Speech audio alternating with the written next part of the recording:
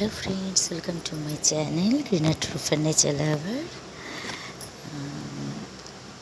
যে গাছ রিপোর্টিংয়ের ভিডিওর এটা কিন্তু লাস্ট পার্ট, 4 নম্বর পার্ট।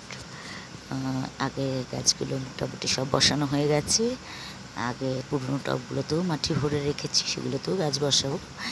এইটার মধ্যে কিন্তু এই জবা গাছটা, যেটা একদম প্রায় 8-10 মাস হয়ে গেছে, ছোটোটা গ্রো ব্যাগেই ছিল, বসানো হয়নি।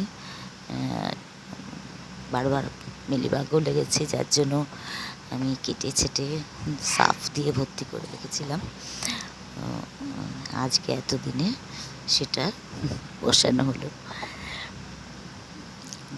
যাই হোক, মাটি দিয়ে, তারপর কাগজ টাগজ দিয়ে, তারপর আবার মাটি দিয়ে কিছুটা, তারপর গাছটা গ্রো ব্যাগটা কেটে বসালাম।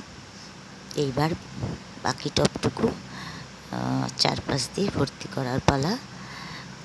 এই যে মিশ্রণটা বানিয়ে রেখেছিলাম সব কিছু দিয়ে, সেই মিশ্রণটা এবার যতটুকু বাকি আছে একদম মুছে এই গাছটায় দিতে হবে। আর একটু মাটি হলে, মিশ্রণটা হলে ভালো হতো, কিন্তু আর নেই, তাই চাই যেটুকুই আছে তাই দিই।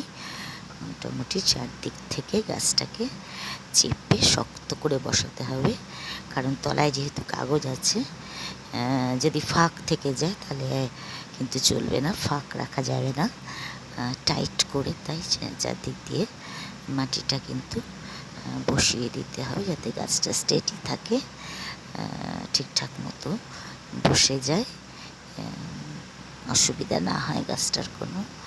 তার জন্য একটা সাপোর্টও দিতে লাগবে।